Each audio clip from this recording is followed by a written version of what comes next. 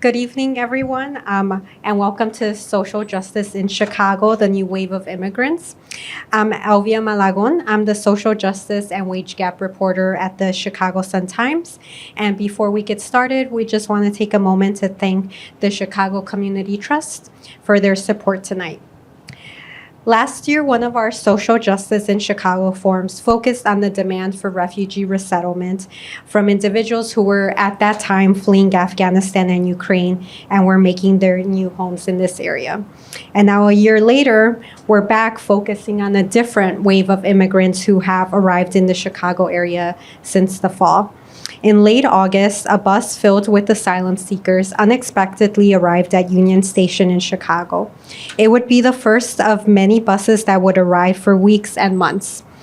It was the beginning of a political ploy by Texas Governor Greg Abbott to send immigrants to Democrat-led states or Democrat-led cities like Chicago. Within months, hundreds of immigrants, many seeking asylum, arrived to the area and were staying at hotels that officials had converted into makeshift shelters. Here in the Woodlawn community, a shuttered school was turned into a temporary shelter. And while there has been pushback to this growing population, a poll conducted earlier this year by the Chicago Sun-Times, WBZ, Telemundo Chicago, and NBC5 found that Chicagoans do want more help for this population.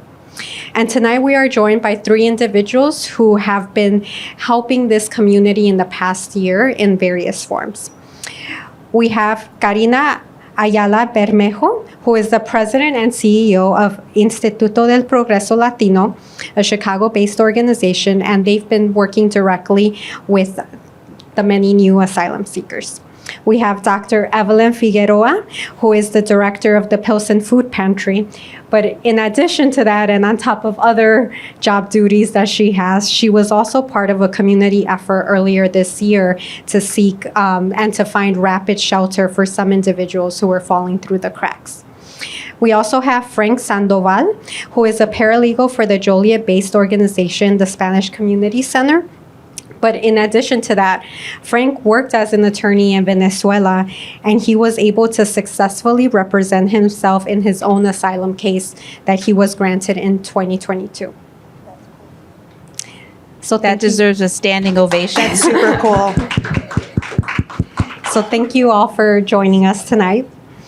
And to get right into it and dive into it, early on, some of the individuals that were coming on the buses and were arriving from the southern border, some of them had spent weeks, even months-long journeys just getting to the border.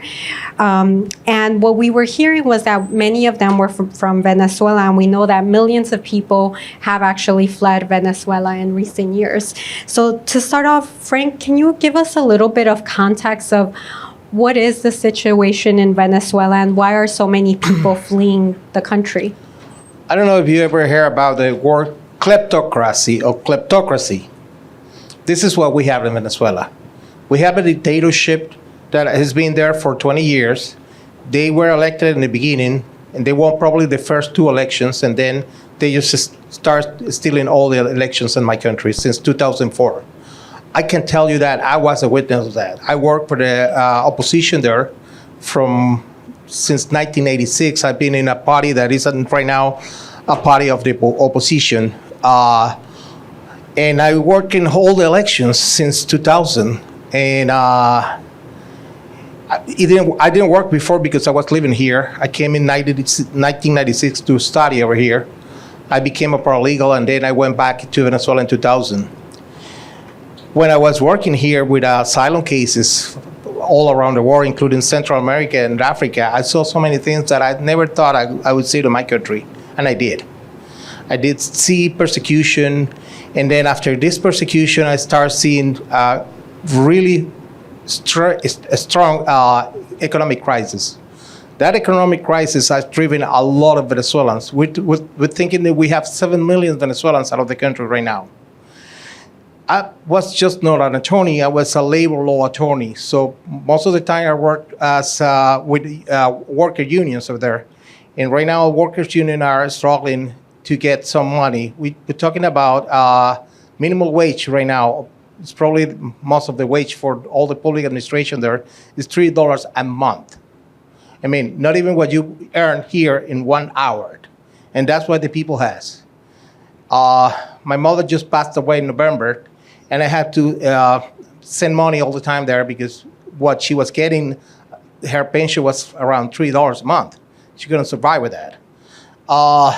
My sister is a doctor there. And my father and I sent her about $100 a month over there to help her because as a doctor, and hey, she's not a plain doctor, she's a gynecologist. She can make no money, and she has her own office with all the equipment, and she cannot make any money. So she's making around $200 a month being a doctor there. This is crazy. So we're talking about 7 million people leaving the country.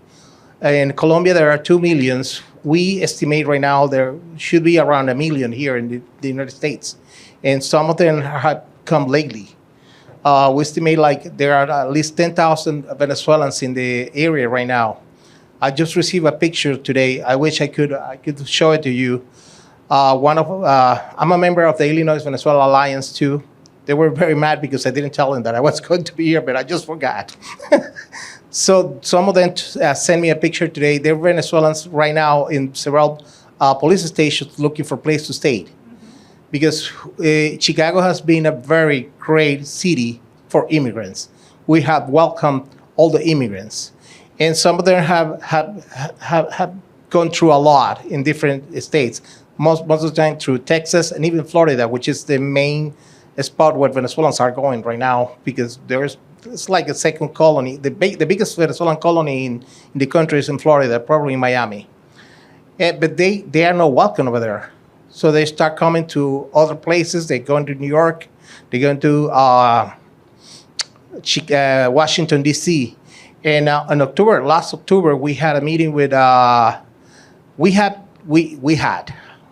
don't have it any longer, but we have two governments, alter government and the dictatorship. This alter government, the former president just left the country 2 days ago, and is in the United States right now applying for asylum.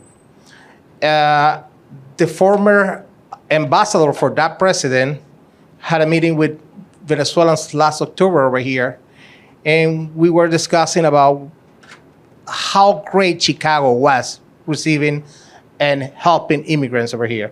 And that is also thanks to all the nonprofit organizations that are intervening there.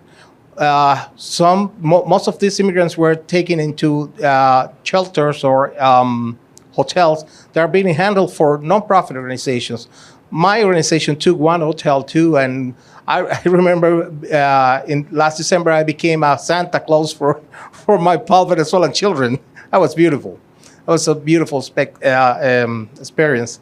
So this is what is happening in my country. We have a dictator. Nobody. If you vote, we have elections. We do have elections, but we elect no one there. No one is elected.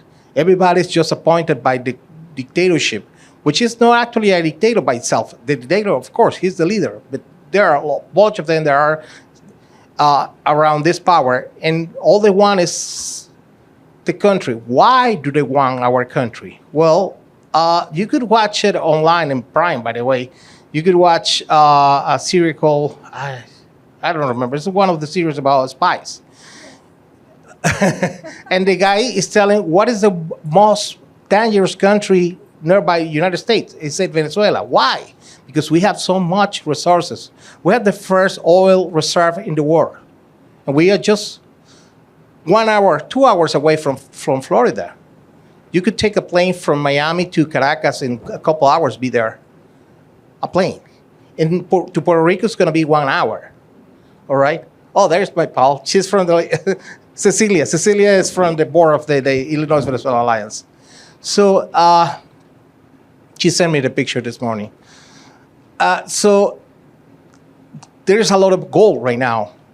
And they're taking this gold from the jungle. This is the Amazon jungle, the rainforest. They're destroying the rainforest. Oh, God, I'm sorry. They're destroying the rainforest. And they're taking all the gold out of this.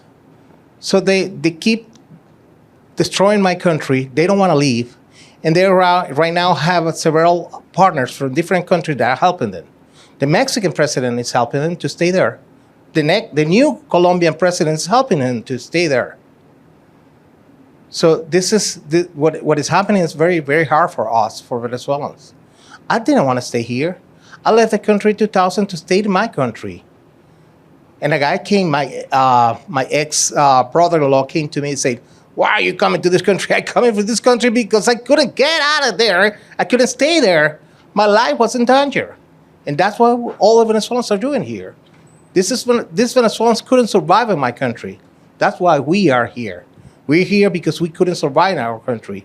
We had a country where, when I was growing up in my country, my mother was a single mother with 5 children. She didn't need anything. She was just a teacher. And she took me to law school. And my sister to medical school. And I have 3 more siblings, and they went to college. And this is a single mother who was a teacher. And she had a car, and we were living in a nice suburb in my country, Eastern Caracas, which is nice area, nearby a mall. So this is what is happening in my country. And Frank, I was going to ask if you could tell us a little bit about, especially since you've been through the asylum process directly, how long did it take for you to get asylum? And you had a background in law, but were there any resources that you were able to use to navigate the U.S. immigration system? As I told you guys before, I came to study back in 1996. I learned English then. And then law school was too expensive for me. And I was an attorney in my country. I graduated from law school in 1990, November 3rd, 1990. Law school is a bachelor degree in my country. So I tried to go to law school again here, do a master's degree in law or a JD. I couldn't afford it. So I went to paralegal school. I worked part-time and at the same time pay for my paralegal school. And then I became, I started my internship with Catholic Charities. Beautiful. I fell in love with nonprofits that day. Yeah, when I got that job, it's such a special, in SCC, in the Spanish Community Center, I cried because I always wanted to work for a nonprofit. So there I learned how was the asylum process. And I knew it was a long process, a lengthy process, really long process. In 2018, when I needed to leave my country, I told my wife, "Hey, there's only 2 places I could go. Venezuela, when I'm an attorney here, and United States. My father's United States citizen. I'm a paralegal there. I don't have any other profession. My profession is only good in Venezuela right now. And I have a second profession in the United States. I work immigration law here." They say, "I have to leave. I'm gonna get killed." So I go back. I came back to the United States. My father helped me, and start volunteering for New York Legal Services while I was in my asylum process. My asylum process there are 2 kind of asylums: the asylum before immigration and the asylum before the court. The asylum before immigration they call affirmative asylum. It's called affirmative asylum. The asylum before the court is called defensive asylum. When you go across the border, you are put in removal procedure. That means you're going to be defending yourself with a defensive asylum in court in front of an immigration judge. When you come with a visa, you apply for your asylum before immigration, and it used to take like 4 or 5 years. I have friends that came in 2017 and stayed waiting for an interview. From 2017, 2015. It could take up to 5 years at a time. In 2018, a new regulation came out, and they say the interview should take no less than 3 months. My interview was in December, and I was referred to court, as they say, which is a denial. I was referred to court in February. Back in March, March 2018, I had my first hearing, which is a preliminary hearing, which is called individual hearing. I went there by myself. An attorney that I found, I didn't look for any nonprofit at the time because by the time I studied over here, the only nonprofit that was taking cases was Catholic Charities back in the 90s. There was no funds for other nonprofits. I used to work for legal services, and legal services wouldn't give any wouldn't write any services to immigrants. So I thought, well, there's nothing. I had to do it by myself. I looked for my former boss. She helped me out to put everything together. And that's what I had. I got denied. So I started studying and also working. And I went to my first court hearing by myself. And then I tried to find another attorney. I talked to my former attorney. She said, I cannot take your case. Nobody could take my case. I was hired by a Spanish Community Center, which is part of Access to Justice program. And I talked to everybody there. Nobody wanted to take my case. I saw myself deported. And he said, I can't go back to my country. I'll get killed. So I remember staying in this, I'm telling you, I applied in October 2018. And I remember talking to an attorney here, an immigration attorney, who said, your case was fast. And I was granted in February 2022. By the time the hearing ended, the prosecutor, the trial attorney told me, you have a credible case. I believe everything you told me, but I don't think you have an asylum case. You don't have an asylum claim. So if the judge grant you, I will appeal. This was online. We were in the middle of the pandemic, so we did that hearing online. So the judge told me, we got to get online again in half an hour. Half an hour came through, 10 minutes after, 15 minutes, then it went on. And I was so scared. I was in the middle of my living room waiting for an answer. The judge told me, we are granted your case, and the trial attorney is not going to appeal. I cried. That was in February 2022, a year ago, more than a year ago. My wife is still pending for the case to come. And she is just scheduled for an interview next May 16.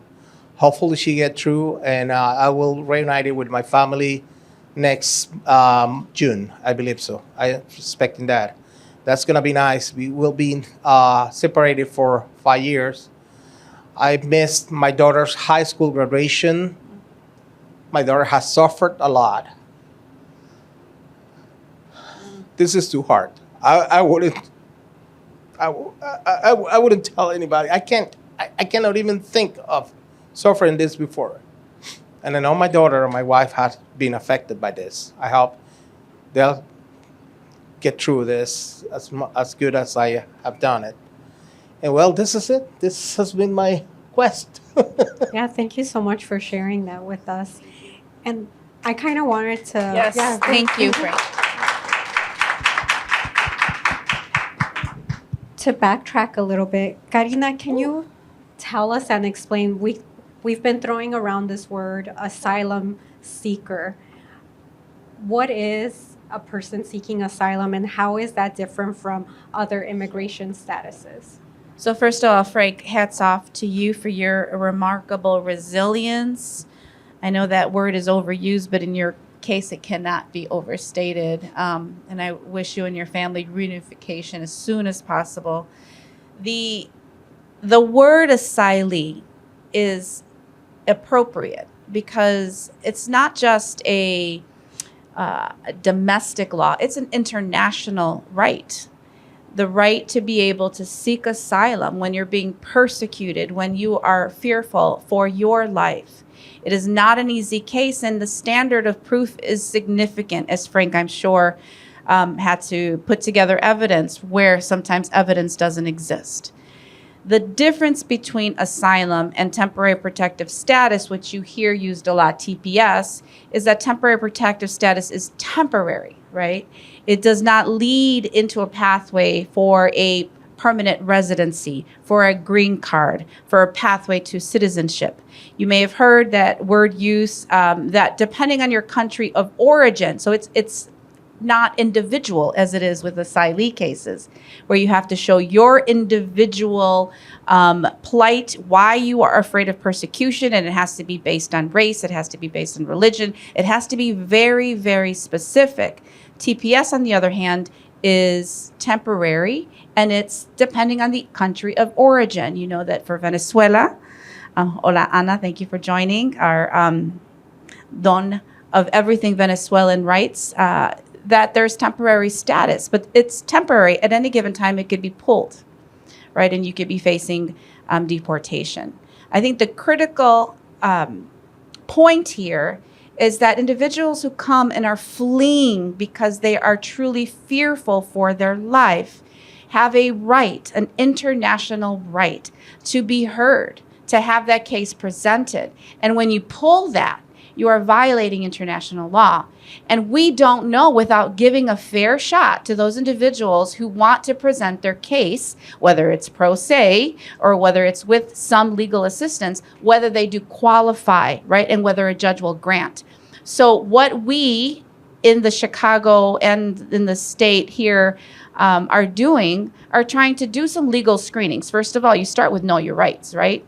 You start with know your rights, and the ability to say, well, I came here because there's poverty. That's not going to get you asylum. But it's poverty because I used to work for the president and now I'm not allowed to work anywhere even though I'm a lawyer, and now they're attacking my family because of my political connection. That starts to sound more like an asylum case. So you need to be able to layer information like the Know Your Rights presentations, and then the legal screenings. Right now, if I could share some of the work that Instituto is doing, we, since August 31st, were on the lines, and our response was really just to be there welcoming. For me, as an immigrant who was naturalized, who was once an undocumented child, this journey is all too familiar. So as a leader of an organization that stands for the rights of other Latinos and other immigrants, other refugees and asylees, we want to be there as a friendly, welcoming face, because we know it's in conversations and addressing the needs of the community that you start to get a sense of, is this a case that will have a legal remedy? And oftentimes it does. Legal remedies, maybe for asylum, maybe with a temporary protective status, or maybe through VAWA, right? If there was a crime that occurred, we could petition for legal remedies that might not have otherwise been available because the crime happened on U.S. soil. So without having the conversation, the legal screening to determine this might be a viable option for you, we're unsure. So right now, Instituto started with the welcoming. We're connected with a hotel of about 120 individuals to 44 families. We worked very closely with those families, worked in ensuring that they got their city key card as soon as possible, doing legal screenings to see which families qualified for asylum, of which we have filed 20 asylum petitions. And what you have to understand with those petitions is that allows you to list your family, right? So a petition will have the individual dependents and family members so that it will have a larger positive impact for those families. But those cases are very complicated. They take anywhere from, I've never seen a 2-year asylum case, but some exist out there. It's more 5-6 years. So it's a lengthy process. Fortunately, we do have attorneys now on staff. We also get funded from Access to Justice and some other individual foundations, including the Illinois Equal Justice Foundation, which I'll introduce you to. But the critical opportunity is for any law student or any attorney wanting to do pro bono. We have a pro bono arm of the work that we do. We can teach you how to use the tool, the intake tool, so that you're asking questions and then assessing whether there's a viable asylum case, a viable T visa because they were trafficked here, there's sex trafficking involved, or there was a crime that occurred on U.S. soil that will open up other legal remedies. Now, in those conversations, we've been able to do simple fixes, right? So, for example, a change of venue, right? So that our families that we're working don't have to report to Florida, because some of that is happening. And those venue switches have allowed individuals to stay with our services and stay here where they're now familiar. The legal consequences are also important for individuals to know, right? You are not allowed to work without a work permit. Many of the families, that's their first question, even before the asylum question, right? How do I get my work permit? I want to work. I'm ready to work. I want to work. It sounds familiar. That was my father's mantra when we first arrived. So in order to file for the work permit, you have to have filed an immigration petition. That could be the asylum case. So in the instances where we've filed asylum cases, you're also then able to submit for the work permit. That then takes a while, but once that is secured, then and only then is the work legal, right? The ability to work. We know that when it comes to surviving and feeding your families, we're trying to offer those services so that our recent arrivals don't have to worry about that. So in addition, and you're going to hear from the guru herself on what is necessary to remove the food insecurity and be able to have culturally appropriate food, so that's not what you're concerned about, but that what we are trying to build in Chicago and the state and the city have really coordinated some efforts, and there's still room for improvements, but it's that resources need to get to our migrants as soon as they arrive. And what folks might not know is that folks are still arriving. Just yesterday, there was a busload of, not a busload, because folks are being flown into Chicago airports, Midway and O'Hare. 71 individuals arrived over the weekend, and they're being sent to police stations, right? Because our shelters are full. They're being sent to police stations because safety is our number one priority, but you can imagine why that would increase anxiety for families that are fleeing persecution and arriving because they hear the word that Chicago is a welcoming city, and then are waiting at police stations for a long time to be then assigned into shelter. So the complexities of the journey of exhaustion and not being welcomed in other cities and then flying here. Oftentimes the ticket is purchased by the city sending them. Now they are arriving here, and we, the community that is embracing our families, are trying to figure out how best to connect the services, because time is a ticking, and asylum refugee cases have to be filed within a year of their arrival. And there's so much more I can share, but Evelyn is eager to share as well, and I'll pass it back to you. Well, that's a good segue for my next question. I was going to ask Dr. Figueroa if you could talk a little bit about the lessons learned from the community effort to try to do the rapid housing, just because shelter and immediate shelter, any shelter, is such a sort of, I guess you could call it a crisis or an immediate need for folks. What do you think are like some takeaways that you got from that experience? So many. Oh my gosh. So I'm a family physician. I'm a professor at UIC. I did my professorship on bias in healthcare. I ran 4 COVID isolation units at Pacific Garden Mission, which is the largest homeless shelter in the Midwest. I thought I was pretty knowledgeable. I run an anti-poverty nonprofit. We mainly take care of immigrants, or we take care of lots of people that don't prefer English as their first language. So we actually don't take that information. We're very big on the south side of Chicago. We're only 5 years old though. So I felt like I had a lot of information to give and to share, and I really was woefully ignorant.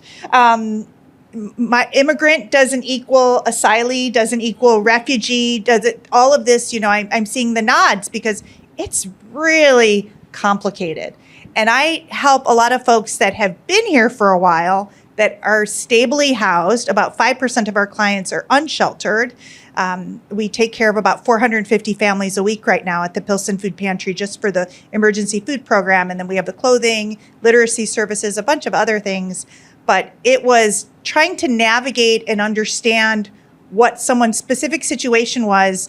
And for me, rapidly to learn just what to do to not misinform people was very hard. I mean, for the people that we were rapidly rehousing, we inherited a makeshift shelter in Little Village from Alderman Siccho Lopez, who is my friend, but at the time I was not friendly with him. I was very mad at him when I walked into a space to look at, and there were a bunch of air mattresses laying there, and I was 9 days post-operative liver donation, and I was like, what are you doing to me?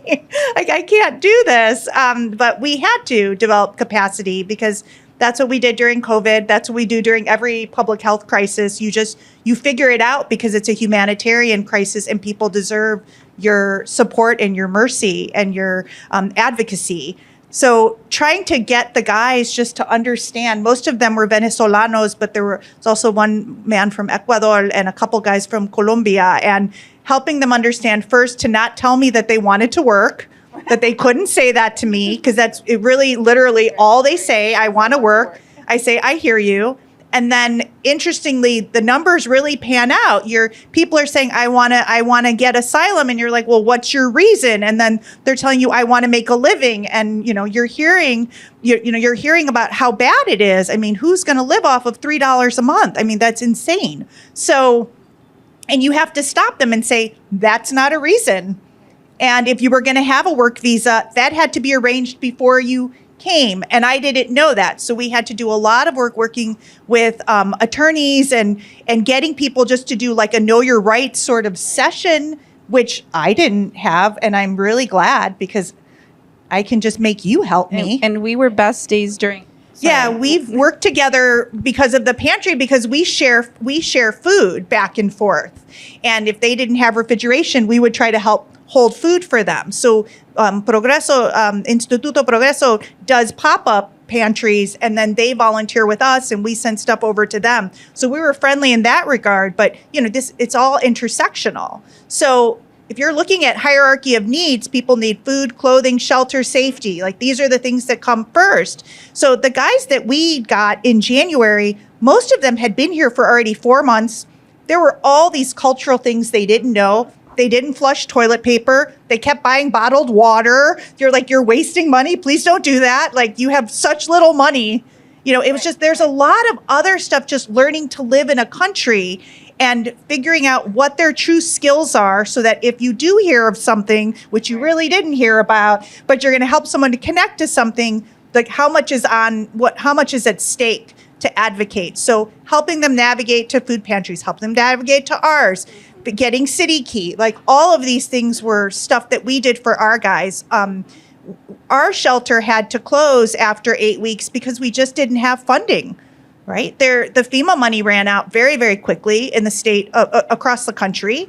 It was $150 million split between like 6 states. So that was never going to last at all. The folks that were being put up in a lot of the hotels, they just got pushed out. And for the state's part of it, you had to really figure out what someone's situation was. For single men that were not disabled that were arriving in Chicago, they really didn't have any resources besides, even back in October, besides just sending them to telling them to call 311. For families coming together or folks with disabilities, they were putting them into hotels. They were moving them quickly through community-based organizations. So we really ended up taking care of guys that were living off of Union, living in the square on Blue Island, helping folks that were just living under the tracks on Cermak. That's where we were helping people the most. And then trying to understand, like, why didn't you get a hotel room? And because it really wasn't discoverable. It was all just so chaotic. So things I've learned is that no two immigration cases are the same. I am very, very ignorant. I accept that. And I'm shocked that after how long we've been doing this, how little infrastructure we still have built. Because this is really a logistic situation. There really are a lot of resources, but the way we've organized the system is terrible. On the way driving here, I was called by the CEO of Elvia, and she was asking me about a lice outbreak at a police station. So she said, "Doctora, can you help me?" I said, "Sure. I can get the street medicine people over there if you can't get your van there. But the people that go in her van are promotores, so community health workers, so they're not allowed to diagnose and treat." So I was like, well, we could Skype in. There are all these ways we can do it. And I said, but by the way, I saw that post at the 14th precinct. And that's bed bugs, because I saw the picture on the refugee Facebook group, which is misnomered refugee when it's not refugee, but this is how we all get confused about the migrants. So I said, I saw that picture. Those are bed bugs, although they could have lice too. So and the reason they can't leave the police station, I had to remind her, she was, well, why, like we can see them at Elvia. And I said, if they leave, they lose their place in line with 311. If they're not there, they get bumped out again. Like, it's such an absurd thing. There's literally housing subsidies that are coming through Catholic Charities and other organizations that they'll give you 3 months to, first 3 months in an apartment. And if you're doing okay, another 3 months, except you have to come through a homeless shelter. So if someone's putting you up, that doesn't count. You're taken care of. It's like insane. The lessons learned, I think, if I may, I jumped in. Also, have to build on what we learned from COVID. Have to learn from what we learned from every crisis, right? This is not our first rodeo. It's not our first crisis. And what we establish from each crisis should be living and standing so that when the next crisis comes, we're just building on best practice. And I think that's the frustrating part, that we're scrambling. And at this point, there should be no scramble. And just remembering all of the plights we've all gone through, right? When I arrived in South Chicago, we were very much paired with the Our Lady of Guadalupe faith-based organization, similar to what Catholic Charities is doing and building all of the Archdiocese assistance. We were couch surfing. That's how folks did it, right? You were assigned a family, you stayed with that family, and you were entrusted with that family, and you established yourselves and you went on. That is a way that helped a lot of the immigrant families that were arriving in South Chicago in the mid-'70s, right? We know that works. And somehow we didn't apply that lesson quickly enough, and we're filling shelters, and we're saying if you go live with so-and-so, that doesn't count, and then you get bumped out. So I think that this is a critical call to action, that the lessons that we're learning here and all the partnerships that are being established should be cemented and that infrastructure saved so that we're not starting from ground zero again. And that's said with all love and kindness, because we're in a transitionary period, and knowing that every time there is a transition in and out of folks that are leaving government or switching over, that we tend to start all over again. We hope that some of these best practices and partnerships, the Welcome to Illinois website, some of the meetings that were happening on a weekly basis, that all of that continues. And that the funding that's necessary to continue this work happen, because on the flip side, not only do we not want to go down in history when we look at this being on the total wrong of a humanitarian crisis, but the flip side of the dangers that this will cause the city, the state, is going to be way more expensive to clean up if we don't get this right.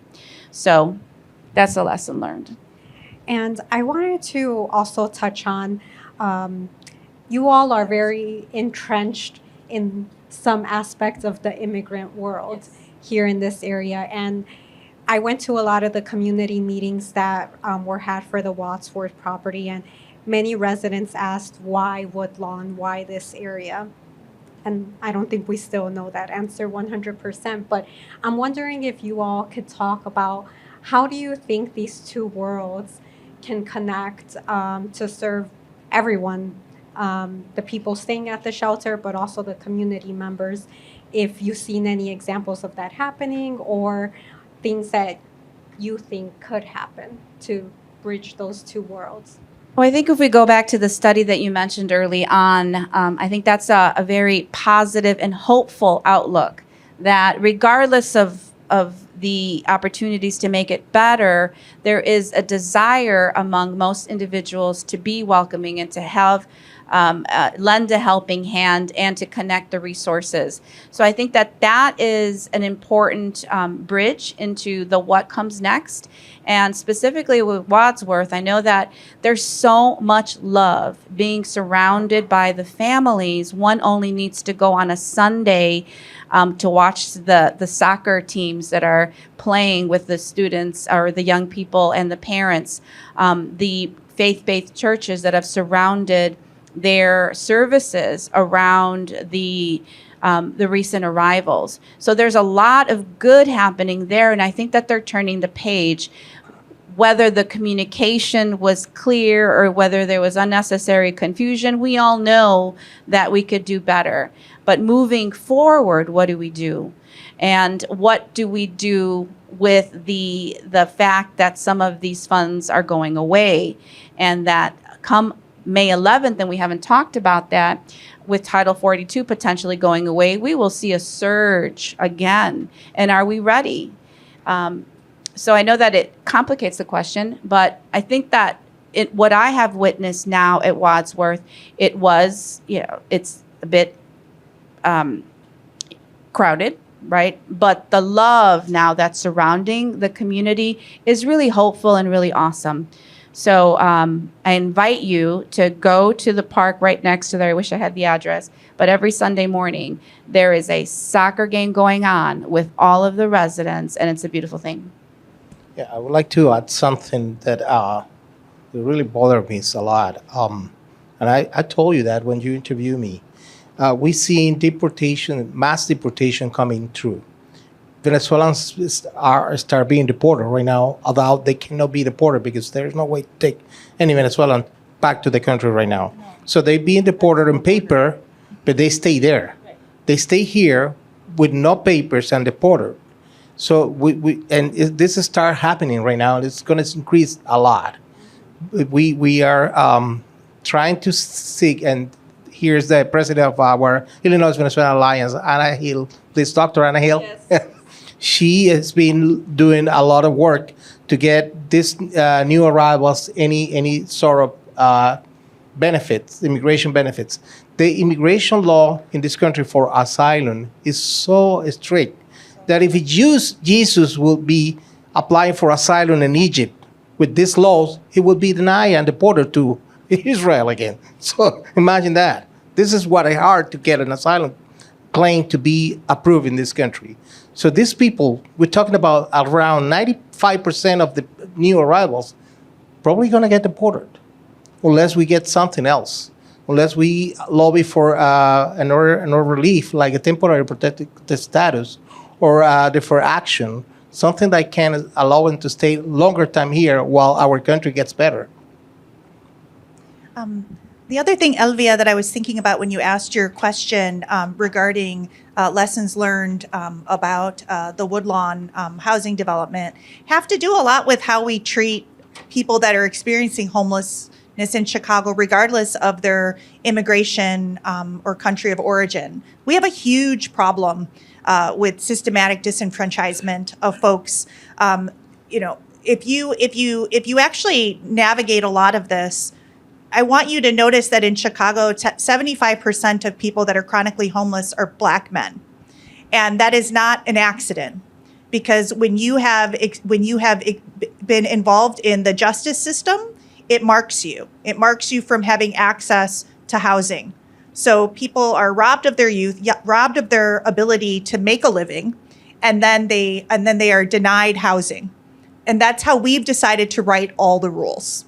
Right? Because these are folks that couldn't afford the same defense as someone who was much more privileged. So there's a lot of unfairness that happens in this. And I think that the community fight that happened here, of course, had so much to do with that. That you're throwing up this shelter for these new people. And what about the guy that lives at my corner? We have a guy we're moving into a new pantry at the Pilsen Food Pantry. Jose is sitting in one of our vestibules. He is a Black man who's born in Chicago. And I'm going to him and trying to get him accompanied and help him get through the system, because I know that if he got support, we could help him get something. But which support could he qualify for? So it really is a time for us to look and question the practices that we have, who we give access to, who we don't. Can we all agree that housing is a human right? Yes. Can we all agree that food is a human right and education is a human right, because it benefits all of us in society to not have people living outside because it's inhumane? So I think that I know for the pushback we got at the pantry was a lot of that. Like, what are we going to lose now? Because you're helping these folks. And I had to be really careful. I'm very careful as the executive director for our nonprofit to really track how the money is allocated, to be very transparent. That was the reason we couldn't keep the shelter going, because I would have been sucking money out of the pantry, which is disingenuous to our donors. And it wasn't because I didn't sympathize with the cause. It was that I knew I was jeopardizing tens of thousands of mouths that we feed every single month at the pantry. But it shouldn't be like that. It shouldn't be a zero-sum game that we're deciding who we're helping. There's enough to help everyone. And what you talked about was thinking downstream and understanding that you're going to deal with this no matter what. You can either deal with it in a way that is that feels respectful and dignified, or you can have your arm twisted and have to do it anyway. So why not do it the right way and learn from the past? Exactly. It's not an either or. It's we must figure out the issues that existed in Chicago are on top of, right? We can't ignore one to deal with the recent emergency. We have a crisis on mental health like none other. We knew that was the case, and that it was coming even with or without COVID, and it just exacerbated that. That contributes to the homelessness issue, and we can't ignore that, and we can't say this is more important or that is. And I think that's part of the balance in providing and improving the housing stock and situation. We got to be innovative.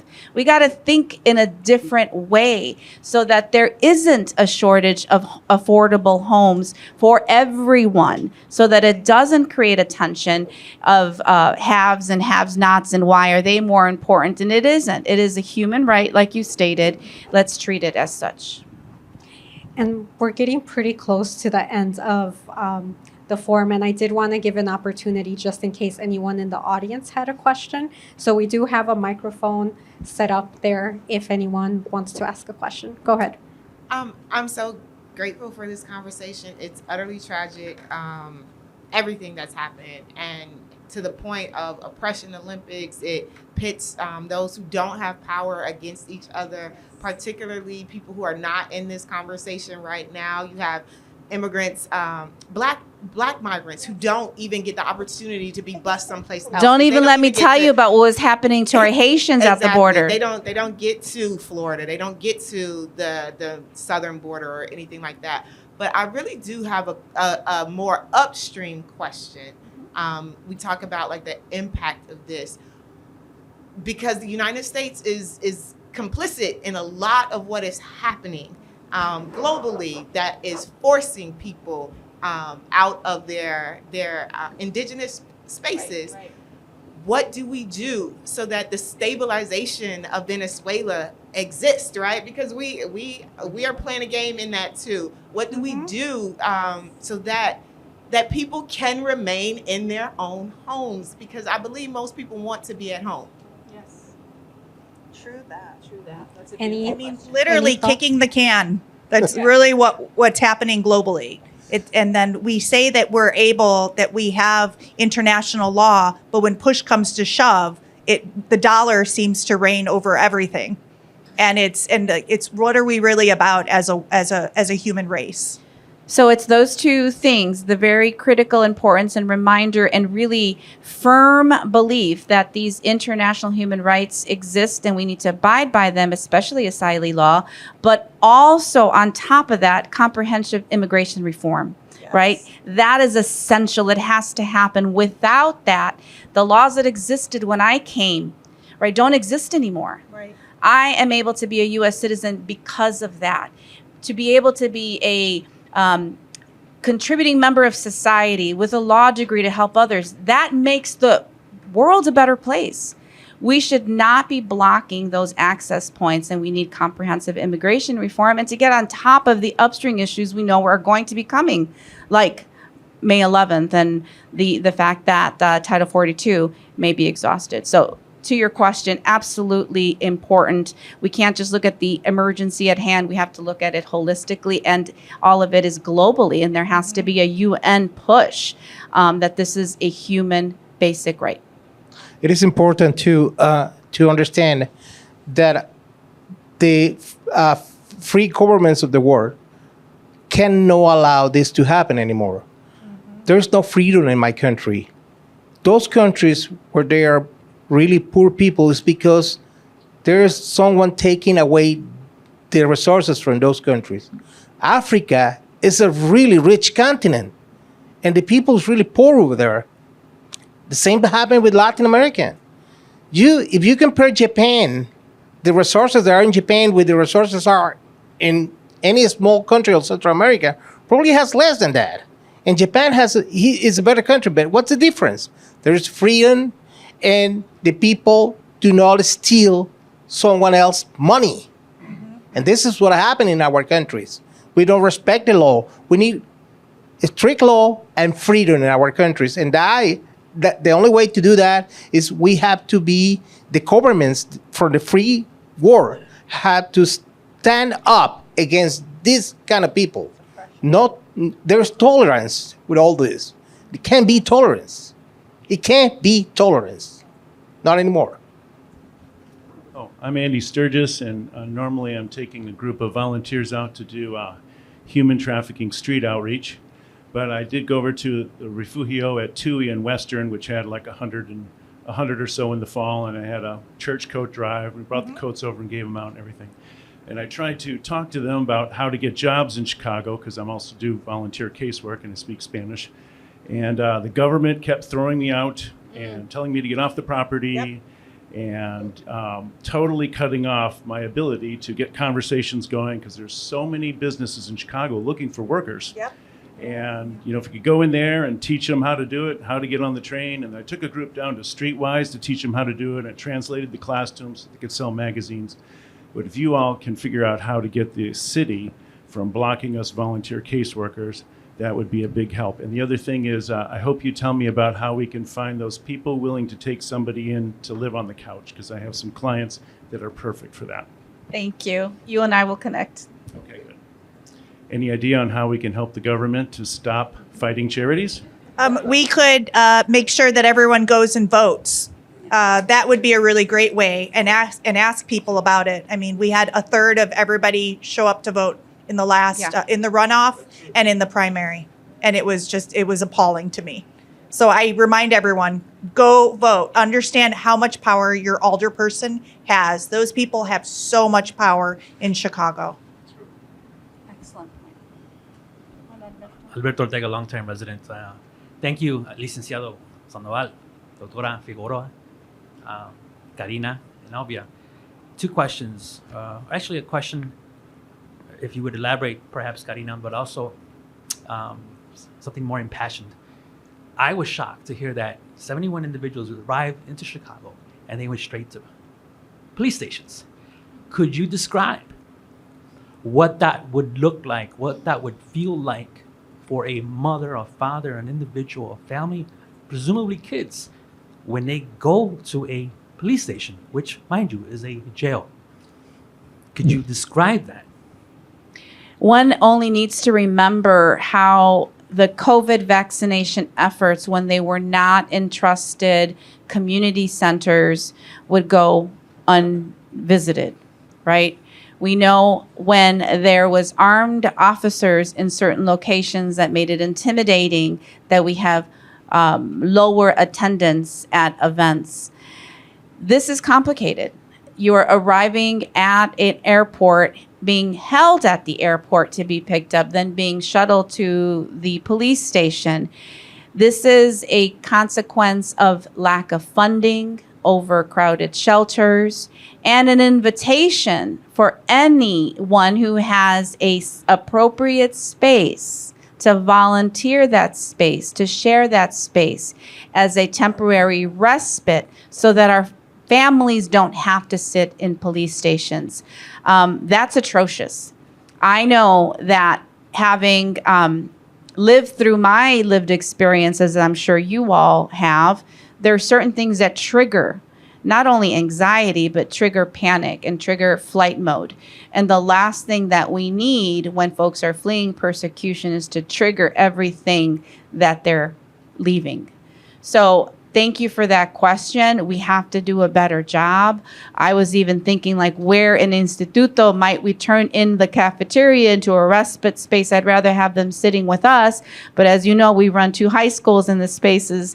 It's complicated, right? So we have to figure out what could be an alternative and really create spaces that are welcoming from the minute our families arrive. And then there's complexities, right? If you leave and you miss the transport or you don't go to the shelter, you're missing your line. You're not then going to be eligible for some of the state services, right, that are on top of what you may be eligible at the city level. There's the state resources.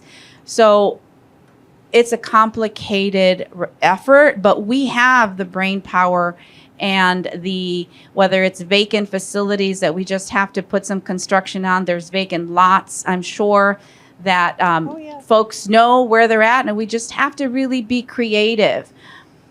Yeah. The other thing is I almost want to ask people to tell me what the website is for Greater Chicago Food Depository. And I'm going to guess about a third of you might know it, and that most people don't know. It's chicagosfoodbank.org. So if you're on these Facebook groups, I saw this weekend they were posting, can people bring food? There are 11 people staying at Precinct 14. Can people, and I immediately wrote in and I said, our pantry is 2 miles away. Please use our pantry. We have a delivery driver. We're open 5 days a week. Please let us drop off food. Do not spend your money on that, because there's stuff we can't provide at the Pilsen Food Pantry. So we are, like the whole thing we talked about before, we just keep reinventing things. And it's so sad. We have 400 food pantries in Chicago. The city could literally partner with so many of us and say, can you go over and do that? I know that the police officers are doing their best and buying people food, but these are people that are sitting in chairs. And also some police officers have other financial obligations and can't be buying it. Some of them are angry that the city is dumping on them like this, because it is a dump. It's not, the police station is a warming center, but it's not a shelter. No one should be staying there for 4, 5, 6, 7 days. So what's happening right now is people are dropping off food. You have a coerced community. Remember that when you're like the guys we were taking care of in our shelter, we had to make them introduce each other to each other. They were like, unfortunately, we're pretty colorist in Latin culture. So they were like el moreno, el blanquito. So the dark one, it was horrible. I'd be like, stop. You can't call people that. What's his name? Jesus? Let's say names again. So we had to make them you would think that if you were living with someone for 2 weeks, you would know their name. El flaquito, el gordito. Yeah. Flaquito is skinny, which is the compliment. El gordito is El gordito. So these things are really real, where when we were working with them, we're like, you're a community. You are not stealing from each other. You're not going to be mean to each other. I put in lockers, because I remembered at PGM that was a huge issue of people stealing from each other. You have to teach people to build community. How many of those folks, as they were coming, were hurt? And then they're just getting transported, and by procedure, they don't tell people where they're going. Right. They're putting you on a plane, and Chicago's a sanctuary city. And then all of a sudden, you're in a police station. You're like, what just happened? So people keep saying sanctuary city. And I said, sanctuary city just means we're not going to call immigration on you. That's all it means. There's nothing else that's guaranteed. And that is such a disconnect for folks, because they hear, oh, you make minimum wage is $15 an hour. I'm only making I'm ready to work. And then they get there and they're like, oh, you're an asylee. Oh, you can't work for 5 months. At least if everything goes perfect. Right. And now sit at the police station and wait for someone to bring you food, and you're sitting there with your kids that are hungry. And if you file a asylum case that has no merit, you're going to be barred forever. So the fear and the And if you and there is no misdemeanor if you are a migrant. Anything you do is a felony. Yep. You steal a tube of toothpaste, And you can get deported. deported. There's no pass go, there's nothing. There's no grades. So it doesn't matter. That was one of the first things we taught the guys. We're like, do not break any rules. There is no second chance for you. Because we already had the guys that did that. And heaven forbid they hear it's better in Canada. And they walk out while they have a asylum application pending, barred forever. That's it. barred. I would like to add something. The Illinois Venezuela Alliance, whose president is right here, has been doing some chats with the Venezuelans. So any Venezuelan community, we are going to those places where the Venezuelans are to talk to them and tell them how to survive and how to live in this country. Because the rules here are not familiar with us. I mean, I remember just a year ago, I was really thirsty. It was a very hot summer day. And I needed a beer, but I didn't want to go to a bar and sit on a bar to take the beer. So I thought of doing what I used to do in my country all the time, going to the liquor store, buy a beer, I get with the beer in my car, drink the beer, and then when I had the beer in my hand, say, I'm in America, I can't do this. So I just put the beer in my trunk and I drove home and drank it over there. But we need culturize these people, and we've done it. Yeah. So if you know any Venezuelan community that needs orientation, Ana Hill and Cecilia Salinas are here from the Illinois Venezuela Alliance. Myself, we've been going through different hotels and shelters telling our fellow Venezuelans how to behave in this country. Yeah. And we the personal space, teaching people, don't stand close, don't do that. Americans don't tolerate that. And the first thing we'd say is, you know why our country is no longer good? Because we didn't respect the rules. Oh, yeah. You have to respect the rules in this country because that's the way this country had made itself. This country is what it is because in this country, everybody respects the law. So you have to respect the rules. You have to follow rules. And that's what we say to our fellow Venezuelans anytime we go there. So if you know any Venezuelan community, please reach to us to... Dr. Ana Hill is right there. And to be fair, our refugees, asylees are coming from everywhere. Yes, we have a lot of Venezuelans, but we also have folks from Africa and the Middle East and Europe still. But the majority, because of the crisis, the horrificness of what's going on in the country of origin, clearly, and because of the temporary protective status is there. There's so much more we can say, and it looks like we're out of time. But there are resources that we want to make sure you have. One is Illinois Legal Aid Online for all of the asylum petitions and information is there. Welcome to Illinois.com. It has all of the nonprofits that are working together at our websites and ways you can help. There's an Amazon gift registry that Instituto has that has the ability for anyone who wants to buy something down to the match for shelters. Right now we're looking for spring coats, etc., so that our folks don't have to spend money on things that they think that they need so that we can give them, and so much more. Yeah. And we are past 7 o'clock, but I see Ana, so I'm gonna, Ana, if you want to ask a question or make a comment. It's just, I really like to make a comment. In the first place, thank you so much. I believe that forums like this are really needed across the city. People need to know more about this crisis. Yes. People need to know more about, the 80% of Venezuelans and then the other 20% who are from Cuba, from Honduras, from Nicaragua, from Colombia, from Ecuador, that they are arriving in different manners, because believe this is not something that happened in August last year. We're having this crisis coming, like 2 years ago, right after March 8, 2021, that really marked the day of the temporary protected status.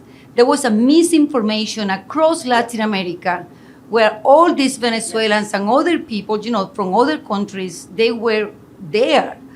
And they decided that because temporary protected status meant open borders, then now we have the chance to go to America, right, to the United States.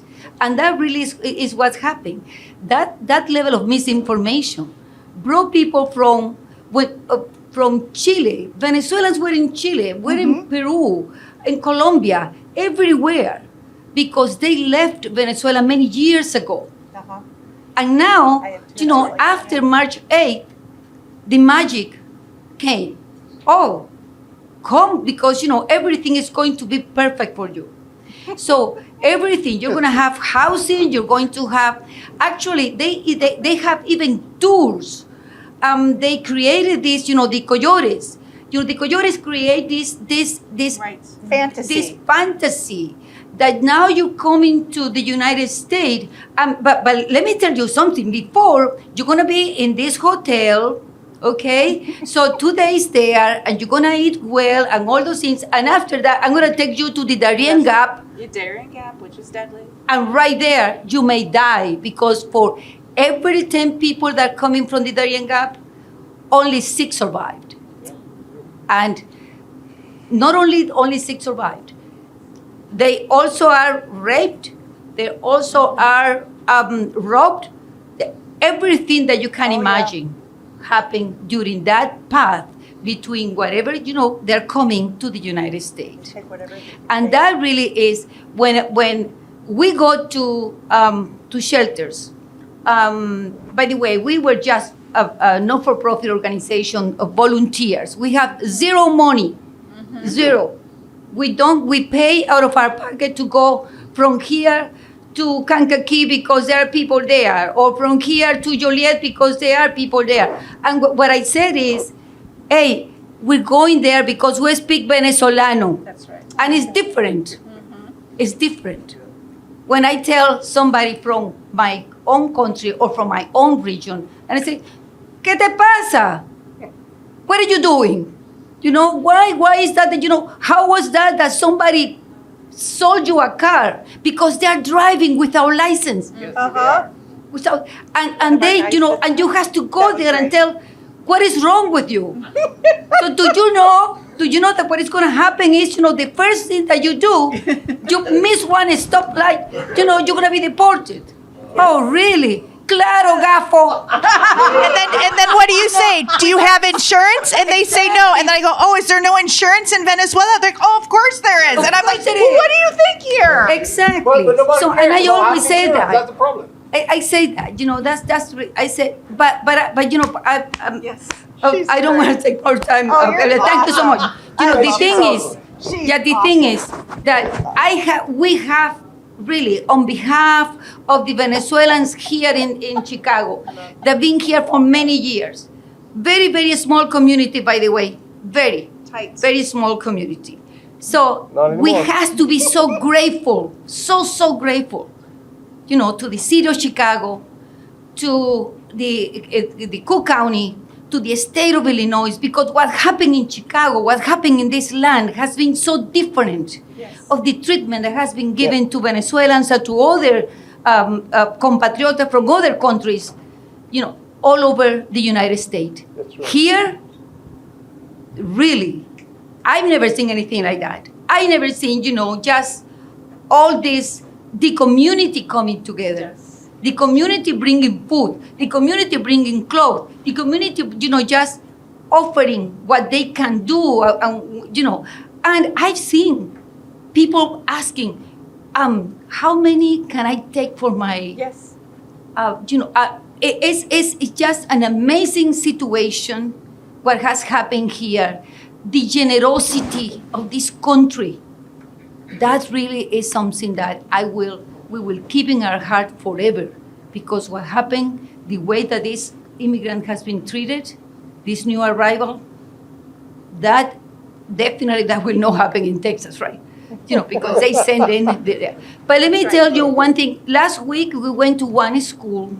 They are héroes that there's, secretos, very, very secretive. A principal in one school in Humboldt Park, he was my student, by the way, and he called me and said, Ana, I have 25 families Venezolanos. I don't know what to do with them. And I said, okay, well, let me go there just to check. So Cecilia, we went there, and then he said, well, now there are 40. Okay. In less than 1 week. There are 40. Okay. And he said, the first one who came, there was a lady. She came with one child, and she came looking for a seat, to enroll the kid. And then I just, the principal asked her, why are you coming here? And he said, well, because I've been going around in CPS schools and they don't want us. That makes me so sad. Send them to me. Exactly. And then he said, oh, really? So he registered her child, and then she went. You know where they're located? They've been here since January. They are located in Ohio and La Salle. That motel or something Yes, that yes. used to be there. 300 families are there. And they came in January. So, they've been arriving. Are those there. the families that are now at Ogden International? Maybe. Yeah. Maybe. So we are providing ESL for those families. We'll connect more because I thought that journey was pretty remarkable and that they ended up there. Yeah, they ended up there, and then we asked them, all these families, Yes. that were, okay, what are you? And they said, we don't know anything, we don't know anybody. So do you have somebody that is really taking care of you? Because we know that in every shelter, in every hotel, there are different organizations. And they said, no, we don't know anybody. We don't know anybody there. So it seems like, a very lack of information there. But the point is, what I like to make here before I close is this principle has provided to this community a space which is a kitchen, a full kitchen in which they go there on Mondays, they rotate, they cook for the week, and they don't have to eat sandwiches anymore. Right. And, which is really what they're getting, all right? So, and they rotate. And they also have there a washing and dryer machine. And the principal has also opened a ropero, a place where, people come and they bring clothes and they've been working, the moms, they work just in organizing sizes, to the children and all those things. So there are many stories. And that's something that is remarkable, because this principal really have to tell the CPS, I will take those 45 kids. I said, well, you can't do that. Yes, I can. Nobody will come to my door with a child, and I will never take that child. So that principle is one of my heroes. So, and that's really why I want to meet your heroes. Thank you. Thank you. Thank you, everyone, for coming and for joining us. And if you can, consider supporting local journalism. Thank you.